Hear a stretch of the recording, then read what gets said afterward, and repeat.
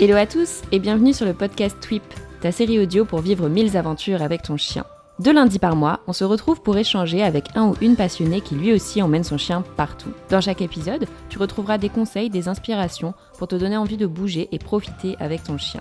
Si cette émission te plaît, je t'invite à lui donner une note 5 étoiles sur la plateforme de ton choix et à partager ton épisode préféré sur Instagram.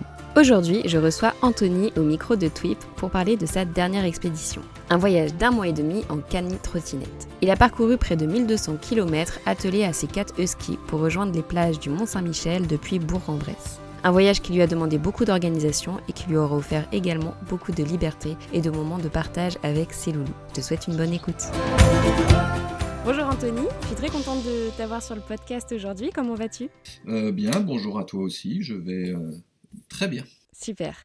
On se retrouve aujourd'hui pour parler de voyage en itinérance en cani-trottinette. Mais avant de rentrer dans le vif du sujet, est-ce que tu voudrais bien te présenter ? Oui, alors je m'appelle Anthony Harel, j'ai 46 ans, je suis menuisier, artisan. Et du coup, tu m'as dit que tu avais 4 chiens avec toi. Est-ce que tu peux nous parler d'eux ? Ça fait quand même quelques années puisque là les chiens ont, donc pour les plus vieux 9 ans et 7 ans et demi pour les 2 plus jeunes. On a quand même partagé déjà pas mal de petites aventures et puis je crois qu'on est là pour parler un peu plus grande aventure, on va dire. Tout à fait. Et du coup, est-ce que tu peux nous dire de quelle race il s'agit, comment il s'appelle ? Alors, ce sont des huskies. Alors, c'est pas du chien lofé, hein. Voilà, c'est moi, je dis souvent que c'est du bâtard du coin. Ça veut dire que c'est des nordiques avec quand même quelques croisements. Donc quand je dis nordique, ça veut dire que c'est des chiens qui ont quand même un sous-poil que pour affronter l'hiver tout simplement. Les 2 premiers c'est donc Luma, c'est la femelle, et Buzz, donc comme Buzz l'éclair. Donc on a choisi bien sûr avec les enfants leur prénom. Et les 2 qui sont arrivés après, on a Happy et Choco, Big Chocolat, son nom entier. Trop mignon. Donc tu m'avais dit que toi, tu étais adepte des voyages en itinérance. Est-ce que tu peux nous expliquer ce que c'est ? Alors pour moi, en fait, le principe du voyage, c'est de prendre le temps, c'est d'avoir du temps. Et en itinérance, c'est ce déplacement, en fait. Et donc, ce que j'affectionne le plus, c'est justement me donner un nombre de kilomètres à effectuer dans un certain nombre de temps. Voilà, et puis de bouger, on va dire, au quotidien. Ok. Et donc là, cette aventure en cani-trottinette, c'était pas ton premier voyage en itinérance ? Non, c'est pas mon premier voyage. Et en fait, j'ai utilisé mes expériences passées justement pour créer ce voyage-là. Ok. Donc, comme je le disais tout à l'heure, en fait, l'idée de l'itinérance, alors j'ai quand même du mal à parler de voyage au long cours parce qu'on n'est quand même que sur du 40-50 jours. C'est un temps déjà. Après, il y a des voyages un peu plus longs. Ce voyage que je me suis créé en trottinette avec les chiens était inspiré de 2 précédents voyages que j'avais faits. Le premier, tout jeune, à 23 ans, en descendant le Mackenzie. Donc, c'est le plus grand fleuve d'Amérique du Nord. Donc qui fait 1500 km sur 50 jours. Et le deuxième, on va dire, c'était en Argentine et c'était 1400 km à cheval. Et sur, je crois que c'était 43 jours. D'accord, ce qui fait déjà des bons voyages. Et donc, avant de parler de ce voyage-ci que tu as fait avec tes 4 chiens, donc j'aimerais bien qu'on vienne aussi sur la pratique de la cani-trottinette. Est-ce que tu peux nous expliquer ce que c'est et comment toi t'es tombé dedans ? Déjà, j'ai commencé par avoir envie d'avoir des chiens, donc d'attelage, des chiens de traîneau. Donc très rapidement, on va dire, donc j'ai fait du traîneau avec les chiens, du VTT ou de la cani-rando. Moi, j'ai que 4 chiens en fait.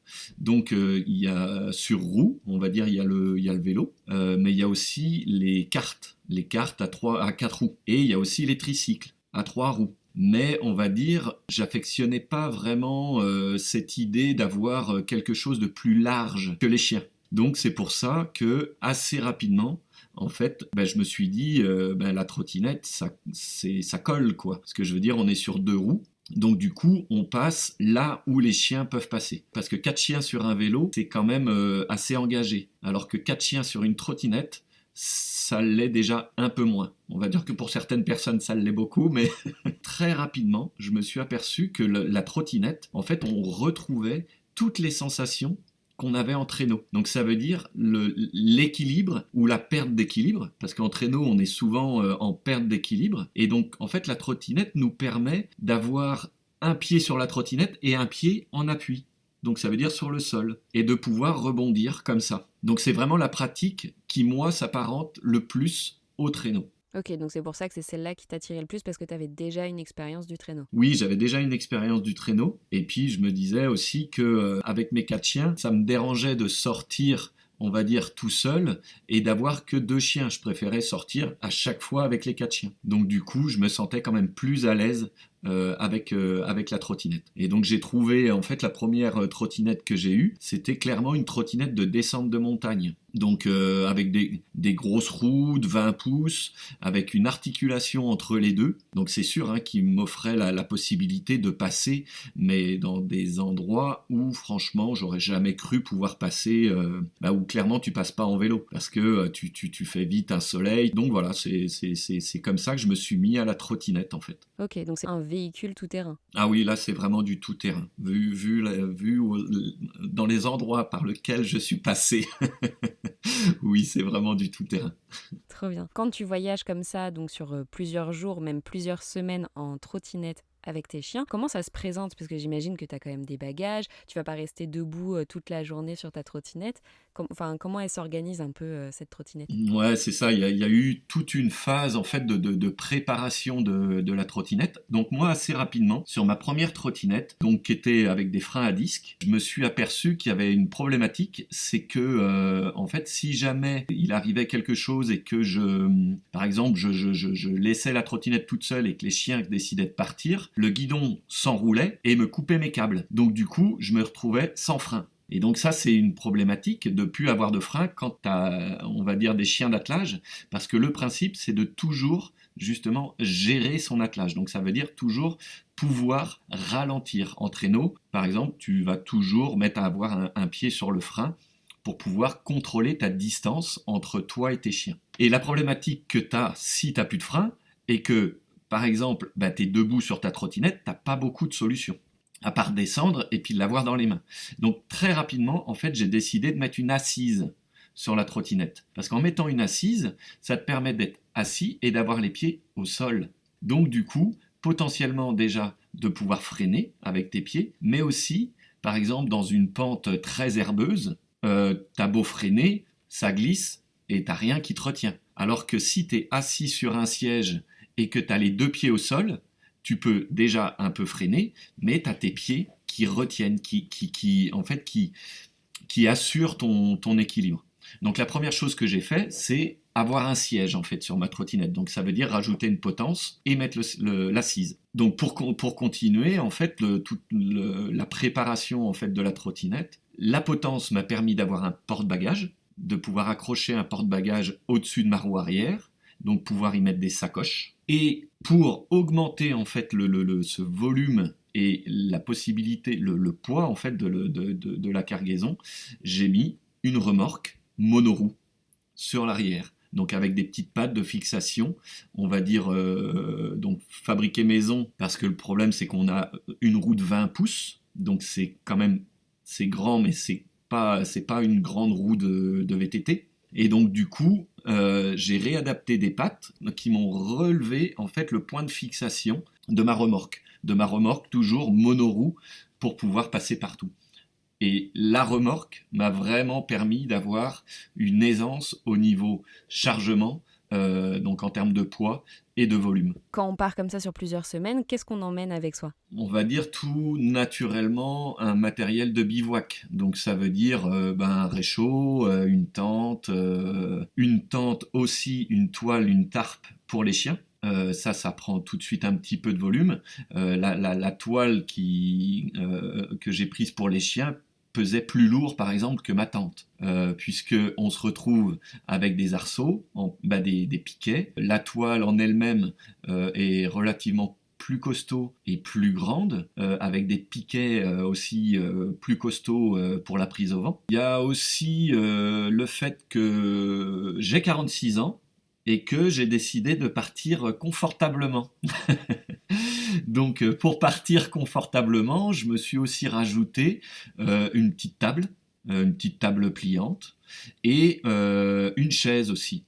Donc je dis pas petite chaise parce que c'est une grande chaise. C'est une chaise en fait comme on peut imaginer une chaise pliante de camping, mais en mode confortable. Donc à elle seule, la chaise pèse 2 kilos, quoi, 2 kilos et demi presque. Et ce que je veux dire, c'est une chaise pliante que tu peux basculer pour pouvoir siester. Donc ça veut dire te mettre en mode repos allongé et avec même un repose-pied. Donc il y a ça c'est l'aspect, on va dire, confort. Pour moi, et aussi pourquoi la remorque, c'est aussi pour avoir une autonomie. J'ai décidé de partir avec une autonomie de 10 jours en nourriture pour les chiens, tout simplement pour avoir des croquettes de qualité et de ne pas aussi aller justement que dans le commerce en fait, où on va pas trouver forcément les bonnes croquettes. Et surtout ne pas toujours trouver les mêmes, et donc par rapport à l'assimilation des chiens. Ouais, et puis j'imagine 10 jours de croquettes pour 4 huskies. Ça représente 17 kilos. C'est pas négligeable. Et puis, voilà, c'est de la croquette Royal Canin, pour le citer, dans le sens où c'est des partenariats qui sont aussi avec les mushers pro. Donc, comme moi, je suis quand même dans le milieu, j'ai pu bénéficier justement de ces croquettes et à prix correct. Parce que voilà, maintenant quiconque a des chiens s'aperçoit que le prix des croquettes a largement augmenté, surtout si on cherche vraiment de la croquette de qualité, quoi. Et tu prends de l'alimentation pour toi aussi ? Alors l'alimentation pour moi, on va dire, c'est tout de suite nettement plus soft. Ce que je veux dire, on va trouver beaucoup plus facilement dans un petit village un bout de pain, un bout de saucisson. Et puis après, mon alimentation, c'est vraiment l'alimentation de bivouac. Je me suis alimenté beaucoup en Biocoop. Pareil, hein, moi ça me dérange pas de citer des marques, parce qu'en fait dans les Biocoop, on va trouver du riz ou de la semoule déjà préparée. Donc on va dire, on va pas se retrouver juste avec un riz de base et puis une semoule de base. Donc ça, c'était plutôt confortable, quoi. Donc sur l'essentiel du périple, là j'ai dû me faire 3 ravitaillements en Biocoop dans des villes, on va dire, de taille moyenne. Pour repartir un peu sur la naissance de ce projet, est-ce que tu peux nous dire comment tu as eu cette idée, enfin même comment vous avez eu cette idée, puisqu'à la base, c'était pas un projet seul. Comment ça s'est organisé, comment vous avez choisi votre itinéraire, etc.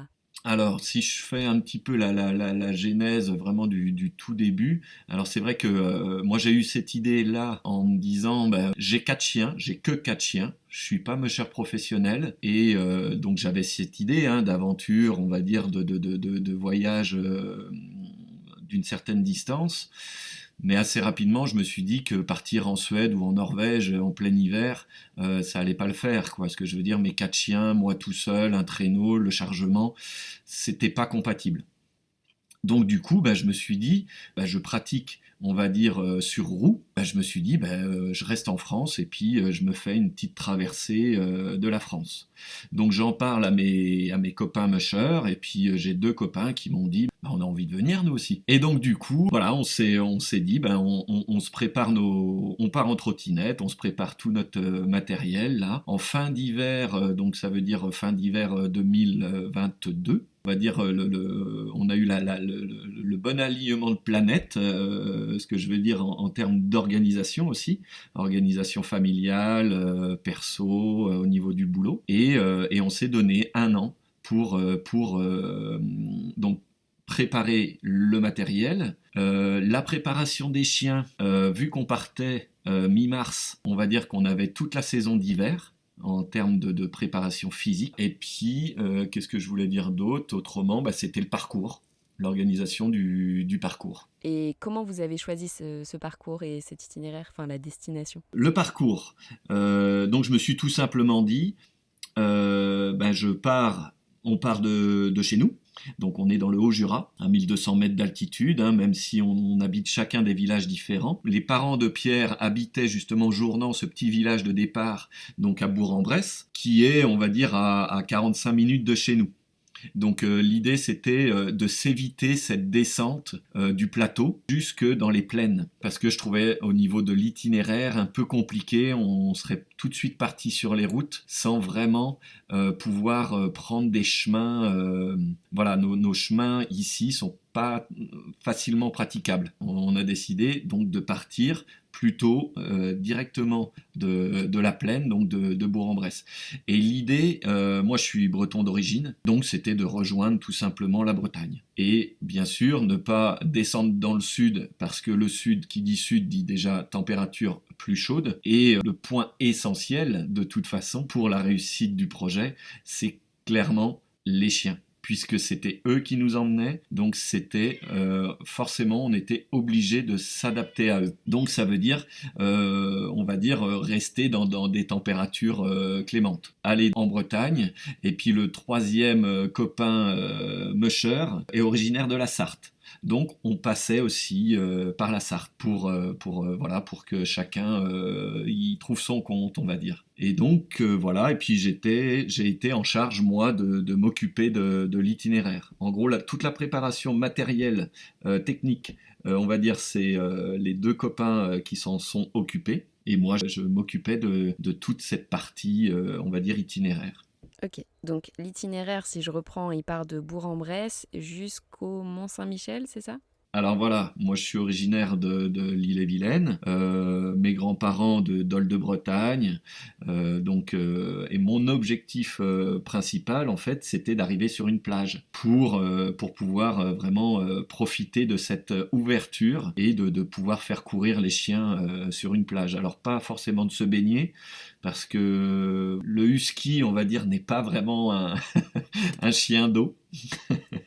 Donc j'ai même pas essayé, j'ai déjà essayé avec eux dans les lacs, mais ça reste quand même voilà, compliqué. Et donc l'idée c'était Cherhuet, cette plage qui est dans la baie du Mont-Saint-Michel. Et assez rapidement sur le parcours, quand on nous demandait d'où vous venez et où vous allez, c'était plus simple pour nous de répondre au Mont-Saint-Michel, puisque c'est quand même plutôt connu. Et donc de là, pour relier le Mont-Saint-Michel, il y a deux choses essentielles. C'est trouver des chemins, on va dire, relativement praticables. Donc du coup, je me suis tout de suite orienté sur les rivières, puisque qui dit rivière dit canal, dit chemin de halage, donc qui offrait une plus grande facilité. Ça, c'était, on va dire, l'aspect le plus facile dans l'itinéraire, trouver les rivières, suivre les grandes rivières, donc ça veut dire, on va dire, dans le centre-est, voire nord du sud-est.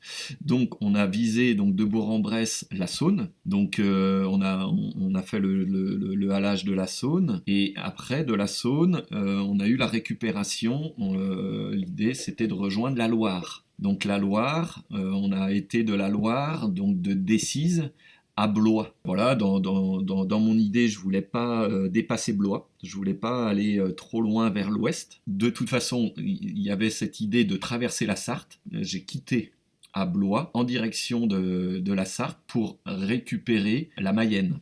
Donc, qui se trouve en Mayenne, bien sûr. Donc les trois grosses rivières que j'ai choisies, c'était ça, la Saône, la Loire et la Mayenne. On va dire entre les deux, les transferts, pas les transferts, mais les rejoindre en fait d'une rivière à l'autre. Et là, les difficultés pour ce parcours, en gros, c'est les gros axes de communication. Donc ça veut dire les voies ferrées, les autoroutes et les grosses nationales à éviter. Et donc c'est ça qui ont orienté, on va dire, le choix de l'itinéraire. Donc pareil, donc on est parti avec un itinéraire grossier, et après c'était vraiment du quotidien. Ce que je veux dire, j'avais juste l'application IGN Rando pour fonctionner en carte IGN, et donc ça voulait dire que on fonctionnait, on va dire, mètre après mètre presque. Parce que quand on fonctionne avec des cartes au 1/25 millième, pouvais passer facilement 1 heure en fin de journée à faire mes repérages pour identifier justement ces gros axes de communication et de trouver les tunnels, les ponts pour pouvoir les traverser. Donc bien sûr que la préparation de la veille ne correspondait pas forcément au chemin pris le lendemain. Parce que comme on fonctionnait vraiment sur des échelles très petites, du coup, on pouvait s'engager sur un itinéraire qui faisait basculer en fait il fallait trouver un autre pont en fait ou un autre mais en règle générale je savais où se trouvaient à peu près les ponts et les tunnels quoi. Ok, trop bien. Et donc, si on veut se faire un petit peu une idée de ce parcours, est-ce que tu peux nous dire combien de kilomètres il y avait au global, combien d'heures de déplacement ou de kilomètres c'était par jour? Enfin, tu vois, un petit peu des chiffres comme ça du périple. Dans mon idée, donc moi j'avais envie de réaliser ces 1000 kilomètres. On va dire que je me suis concentré sur certaines portions et je m'apercevais qu'un 100 kilomètres en voiture correspondait à presque un 150 voire un 180 kilomètres par les chemins. Du coup, on avait quand même un temps dédié. Voilà, je pouvais pas aller au-delà de fin avril. Donc je me facilitais le trajet sur ces gros itinéraires bord de rivière. Ça m'a facilité les choses.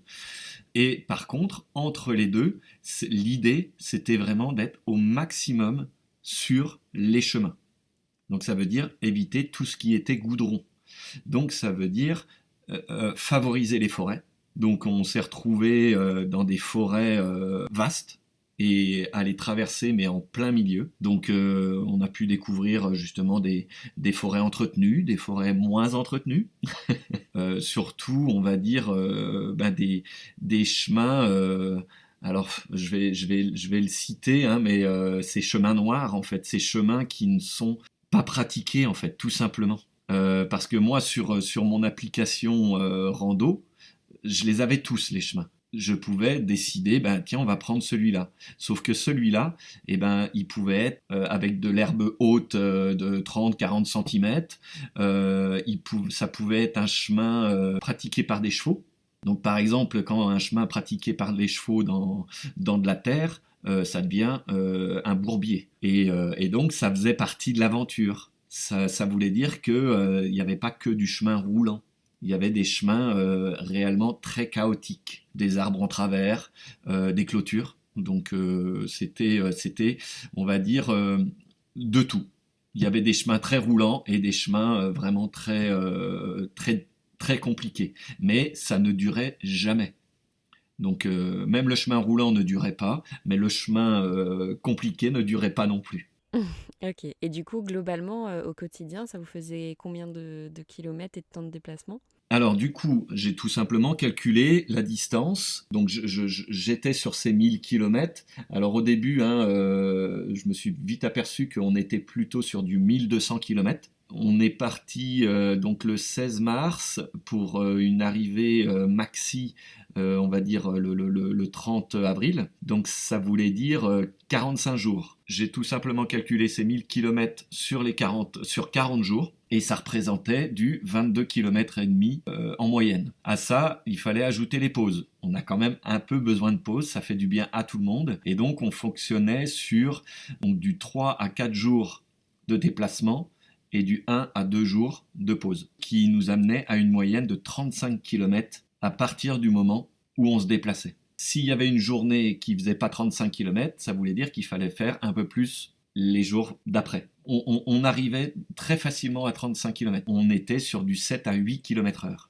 Mon 35 km divisé allez, on va dire par 7,5, ça me faisait du 4h30, 5 heures de trait dans la journée. Ok, enfin, ça me semble raisonnable. J'imaginais vraiment quelque chose de plus long, quoi. Non, c'est vraiment raisonnable. J'ai bénéficié de mon expérience, que ça soit en canoë ou à cheval, et on retombe toujours à peu près sur les mêmes distances. C'est du 22-25 km en moyenne par jour sur du global, mais comme on a nos journées de pause, on tombe à peu près sur du 35 km par jour. Ce qui est important aussi de se poser pour aussi se reposer, ou pouvoir visiter peut-être un petit peu aussi les environs.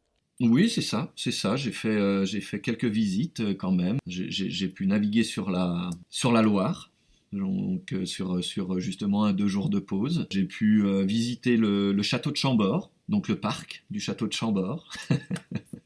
Donc voilà, c'était mes 2 objectifs sur le parcours. C'était pouvoir faire une petite navigation quand même sur la Loire, puisque je suis quand même aussi kayakiste. Et puis me faire cette visite du château de Chambord qui est juste à côté de Blois. Trop bien, trop bien. Et justement, donc, tu nous as dit, voilà, tu as traversé pas mal de forêts, tu as pu faire quelques visites. Est-ce que tu peux nous parler un peu plus du périple en lui-même, les points d'arrêt importants, peut-être tes meilleurs souvenirs, tes difficultés? Les difficultés, c'est on va dire, le froid. Tout simplement aussi. La première difficulté, c'était le froid.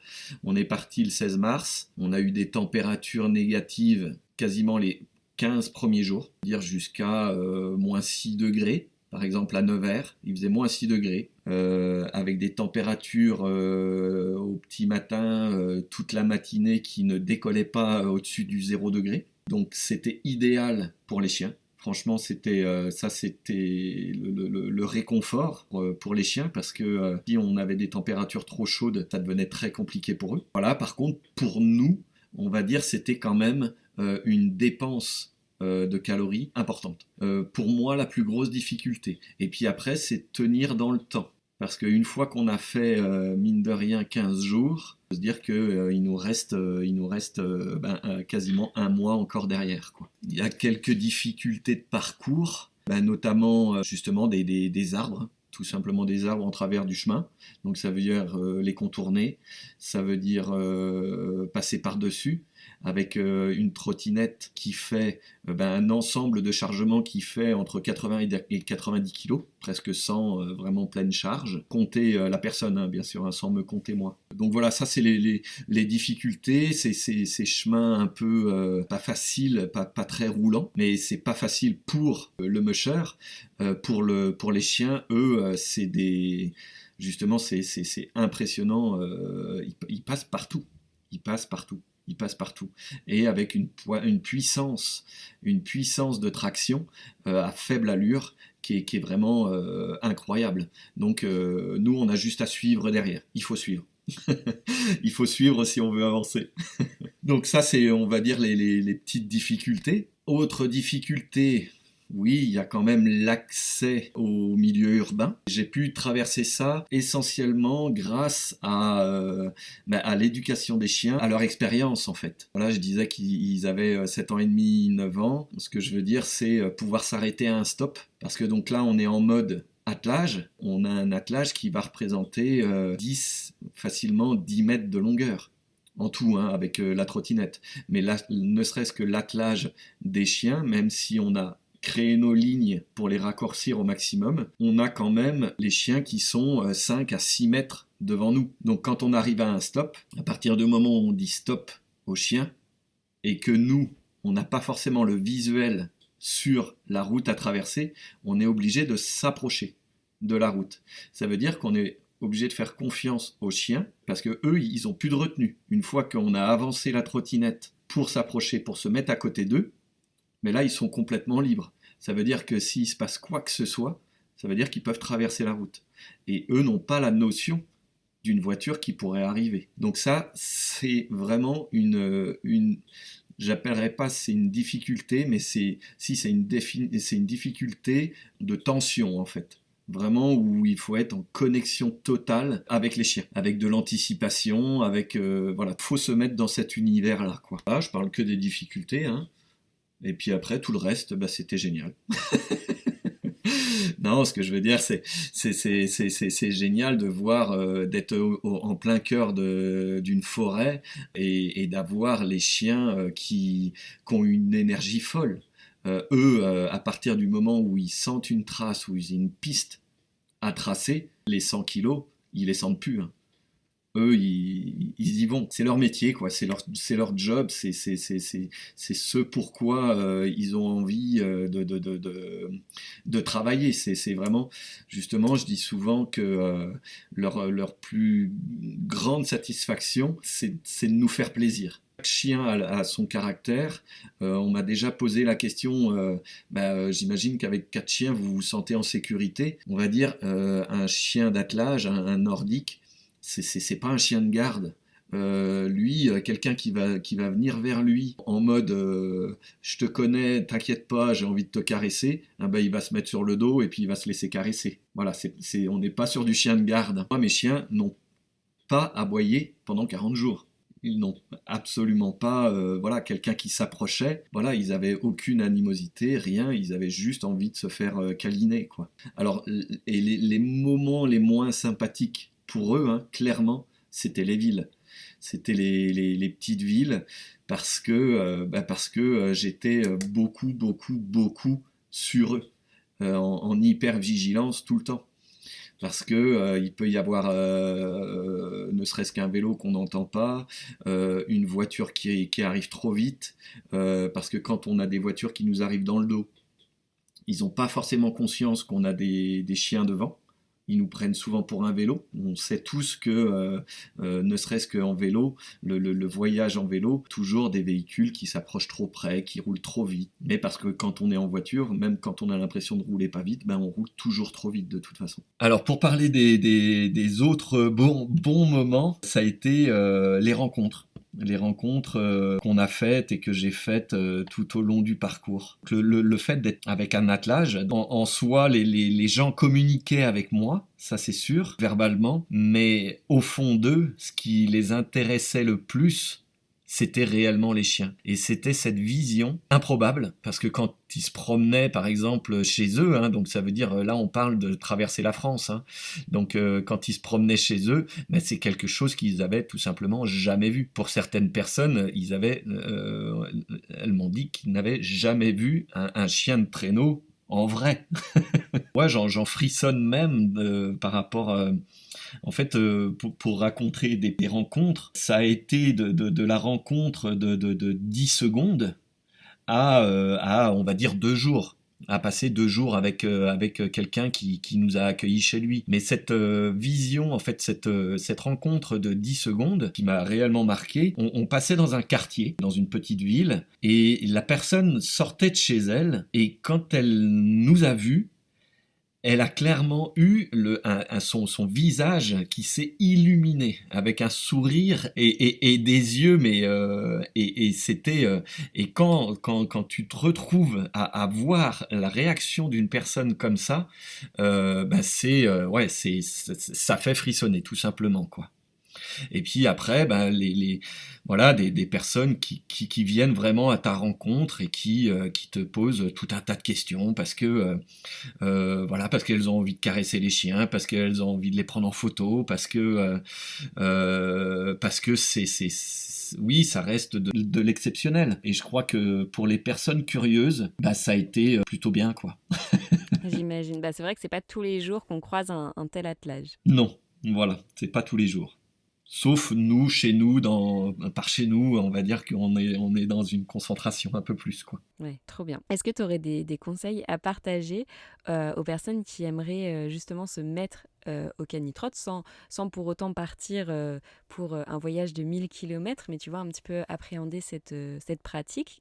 Qu'est-ce que tu leur dirais? On va dire par rapport tout simplement à la trottinette, oui, ça demande de l'agilité. Quelqu'un qui fait du BMX va s'adapter tout à fait facilement à la trottinette. Parce que justement, on parle de notion d'équilibre, de déséquilibre. La difficulté, c'est de pouvoir maîtriser le freinage, puisqu'on a quand même des chiens qui tractent devant. Et puis des fois qui tractent pas comme on le souhaiterait. On aimerait qu'ils aillent doucement, mais il suffit qu'il y ait un animal et tout de suite eux ils vont tracter un petit peu plus fort. Donc faut une certaine dextérité avec d'être sur 2 roues et de pouvoir freiner, on va dire même de faire glisser de faire glisser une roue avant et de pouvoir relâcher. Mais ça c'est exactement la pratique du traîneau, quoi. Vraiment, ce qui me tient à cœur, c'est tout le travail qu'on doit faire en amont par rapport à notre relation avec les chiens. Ça veut dire beaucoup de travail, tout simplement, et y aller doucement. Pas se dire que au bout d'un an ou de 2 ans, on va y arriver. Parce que moi, j'ai mis des années et des années pour me sentir à l'aise, en fait. Parce que ça reste du chien de travail. Il y a plein de huskies qui deviennent des chiens de compagnie, mais souvent, c'est des chiens, en fait, on leur a ôté cet esprit de travail. Alors que moi, mes chiens, je les définis comme donc des chiens de famille. Voilà, c'est pas des chiens de compagnie, c'est des chiens de famille qui vivent en parc, à l'extérieur, et qu'on va les sortir. Alors oui, ça peut être en cani rando, mais on va leur demander de tracter. Après, bien sûr que j'ai mes chiens en laisse, et je peux avoir mes 4 chiens en laisse, et quand je leur dis au près, c'est au près. Ça veut dire qu'ils ne me dépassent pas, ça veut dire qu'ils marchent à côté de moi. Mais ça, c'est tout un travail que j'ai fait tout au long des années pour pouvoir les emmener justement partout, n'importe où. Ça veut dire dans un camping, par exemple. Si je me promène dans un camping, ça veut dire que les chiens, ils aboient pas, même s'il y a des chiens à côté. Il faut pas qu'ils sautent dans tous les sens, qu'ils aboient, voilà. Donc c'est vraiment du travail, du travail, du travail. Et de la relation, de la relation de confiance entre eux et nous, quoi. On n'éduque pas un chien en 1 an ou en 2 ans. Voilà. C'est vraiment, c'est un temps, et c'est beaucoup de temps. C'est beaucoup de temps de travail. C'est beaucoup de petits exercices. Moi, je sais que j'ai travaillé les chiens que dans le jeu et dans la félicitation.